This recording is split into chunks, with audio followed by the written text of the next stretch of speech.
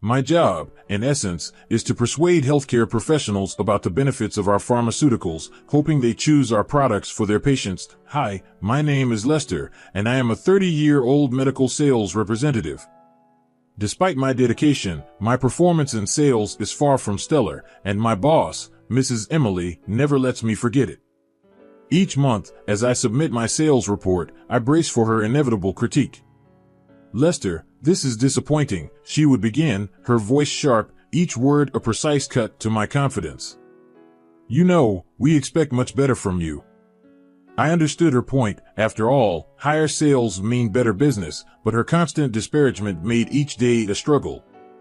Despite the criticism, I believed in a different approach.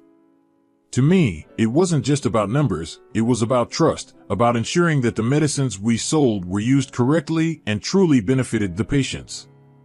Unfortunately, this perspective was not shared by my boss, who seemed to believe that success was measured only in sales figures. This particular day was crucial. We were on the verge of sealing a $30 million deal that could significantly influence our company's standing. As I prepared for the day's negotiation, a call came through that unsettled me before I even reached the venue. "I guess the $30 million deal is off," the client's representative hinted. My stomach dropped. This deal was not just about the company, it was about proving I could handle the pressure, that I was more than my last sales report. As I stood there, phone in hand, the weight of the moment bore down on me. The path ahead was uncertain, and Mrs. Emily's stern face flashed in my mind, her disappointment almost tangible. Yet, despite the odds, I knew giving up wasn't an option. I had to face this challenge head-on, no matter the outcome. The morning of the negotiation was tense. I arrived early, clutching the briefcase that contained all my notes and presentations. The client's office was imposing, a towering glass structure that seemed to scrutinize me as much as I feared being scrutinized inside. With every step towards the entrance, my thoughts raced. Could I salvage this deal? The outcome felt like it would define my career. I was greeted coolly by the client's representative, a sharp-dressed man who wasted no time in addressing the elephant in the room. "About the $30 million deal," he began, his voice devoid of the warmth it carried during our previous conversations. "There have been some concerns." His words hummed between us, heavy and ominous.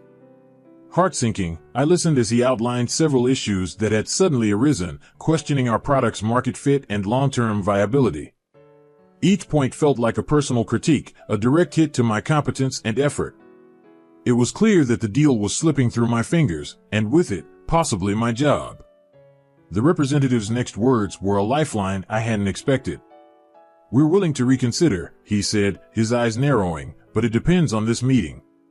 Show us the value, Lester. Convince us." It was a challenge, stark and simple.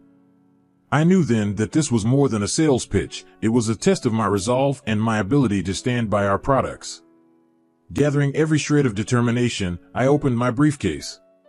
It was do or die. As I laid out the documents, my hand steadied despite the turmoil inside. I realized that this was my moment to prove not just to my boss or the client, but to myself, that I was more than just numbers on a sales report. I was ready to fight for this deal, for my beliefs in our products and their benefit to patients. The negotiation awaited, and I was not going to back down. After a grueling day of negotiations, my mind was a whirlwind of numbers, objections, and strategies. The evening was setting in, and the streets were bathed in the orange glow of the setting sun as I opted for a shortcut home through a quieter, less traveled path. The need to clear my head and the desire to shorten the journey had me turning down an alley I seldom used. As I walked, the shadows grew longer and the alley darker. That's when I noticed her, a woman walking unsteadily ahead of me. She seemed to struggle with each step, her silhouette wavering against the dim light of the street lamps. My first instinct was to help, but I hesitated, unsure of how she would react to a stranger approaching her in such a secluded place. Before I could decide, the situation made the choice for me. The woman suddenly stumbled and fell forward. Driven by instinct, I rushed to her side, catching her just before she hit the ground. Her eyes briefly met mine, a flicker of confusion and fear passing through them before she lost consciousness. With no one else around to help, I quickly checked her pulse, steady, though weak. I knew I needed to get her medical attention fast. I lifted her as gently as I could and hurried to the main street, hoping to flag down a passing vehicle. Luck was on my side. An ambulance was nearby, responding to my frantic waves. As the paramedics took over, ensuring she was safe and on her way to the hospital, I stood back, a mix of adrenaline and concern washing over me. Who was she? Would she be all right? I had no answers, only a profound hope that she'd recover. Little did I know, our paths would cross again under very different circumstances. The morning of the meeting dawned bright and clear, a stark contrast to the turmoil churning within me. I arrived at the university hospital an hour early, determined to be fully prepared for the negotiations that could seal the fate of the $30 million deal. As I approached the reception, something felt amiss. The receptionist glanced at me with a peculiar mix of curiosity and unease, whispering into the phone while stealing furtive looks in my direction. I tried to calm my nerves, telling myself I was just overthinking the situation due to the stress of the pending deal.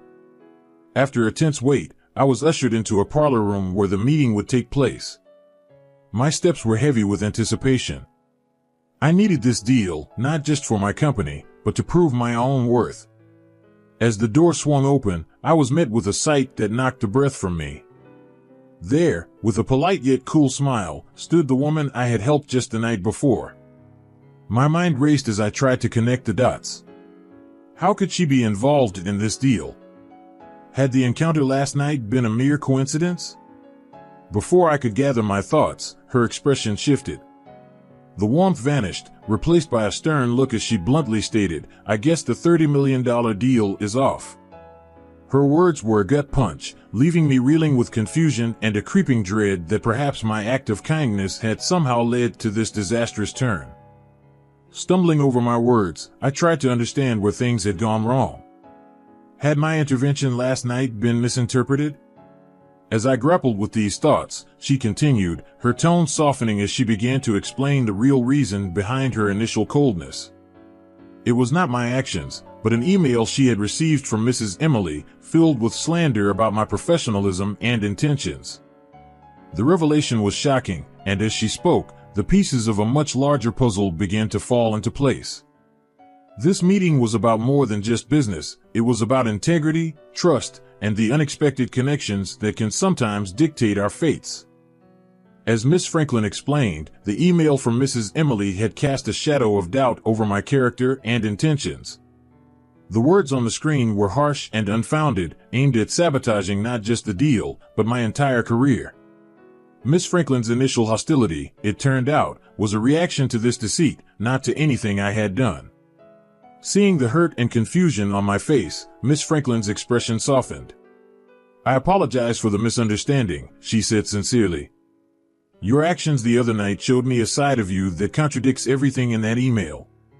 I believe in giving people a chance to prove themselves." Heartened by her words, I felt a renewed sense of purpose. This was my opportunity to not only salvage the deal, but also to restore my tarnished reputation. We sat down across from each other, and I presented our products not just as items to be sold, but as solutions that genuinely benefited patients. I spoke of my belief in ethical sales and my commitment to ensuring that our medicines were used where they were truly needed. As our conversation progressed, Miss Franklin's demeanor changed from cautious to genuinely interested. She asked insightful questions, nodding thoughtfully as I explained the benefits and research behind each product. The atmosphere in the room shifted from tense to collaborative. By the end of our meeting, not only had we restored the original $30 million deal, but Miss Franklin also proposed an expansion based on the trust we had rebuilt. She saw value in a long-term partnership that could potentially bring even greater benefits to both our companies. As I left the hospital that day, the weight on my shoulders felt lighter. I had faced what seemed an insurmountable challenge and had come out not just intact, but stronger. This deal was a testament to my values and a vindication against the slander that had threatened to undermine me. The path ahead was still uncertain, but one thing was clear: integrity and sincerity were powerful allies, and today, they had proven their worth unequivocally. The aftermath of the successful negotiation was immediate and profound. News of the $80 million deal spread through the company like wildfire, altering perceptions and expectations of me overnight. Where once there were doubts and dismissive glances, now there was a palpable respect and a hint of awe. Mrs. Emily's attempt to undermine me backfired spectacularly. Armed with the evidence from the damning email she had sent to Miss Franklin, I approached our company's CEO. The proof was undeniable and her actions indefensible. Mrs. Emily was promptly dismissed for her unethical behavior, sending a clear message throughout the company about the value of integrity over cutthroat tactics. In the wake of these events, my relationship with Miss Franklin grew stronger. What began as a professional respect transformed into a deep, personal connection. Our meetings became more frequent, not just to discuss business, but to share our thoughts on innovation, ethics, and the future of healthcare. As we collaborated, our bond deepened, and it wasn't long before our professional meetings turned into personal dates. What I admired most about Miss Franklin was her intelligence and her passion for making a real difference in the world, qualities that resonated with my own aspirations.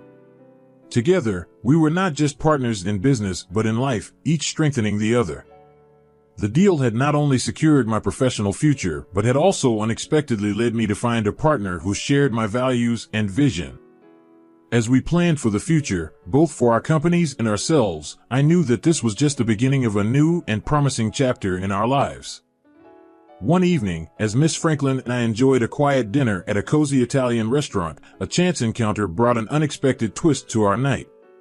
As we were about to leave, I spotted my cousin and her boyfriend exiting the same restaurant. Our paths crossed, and introductions were made amidst light laughter and curious glances. My cousin, always quick with a jest, teased, "Lester, it seems you finally met someone who can match your legendary niceness." Her playful tone was light, but her words carried a note of genuine surprise and happiness for me. Miss Franklin, unfazed and with a warm smile, responded, "That's exactly what I admire about him. His kindness isn't just an act, it's who he is, and it's what drew me to him in the first place." Her words, spoken so sincerely and openly, filled me with a sense of pride and affirmation. As we said our goodbyes and walked away, my cousin's teasing remark lingered in my mind, reinforcing the importance of staying true to one's values. The recognition of my character by those closest to me and by Miss Franklin, who had come to know me under such extraordinary circumstances, was profoundly gratifying. As Miss Franklin and I strolled under the starlit sky, our hands intertwined, I felt a deep sense of contentment and security. The trials that had once seemed insurmountable had led to this moment of simple, perfect happiness. It was a reminder that integrity and compassion, in life as in business, are virtues that truly endure and are worth protecting. This evening, which had started as just another dinner date, had turned into a reaffirmation of our relationship and the values we shared. It underscored a fundamental truth that had guided me through my toughest challenges: being true to oneself is the greatest measure of success.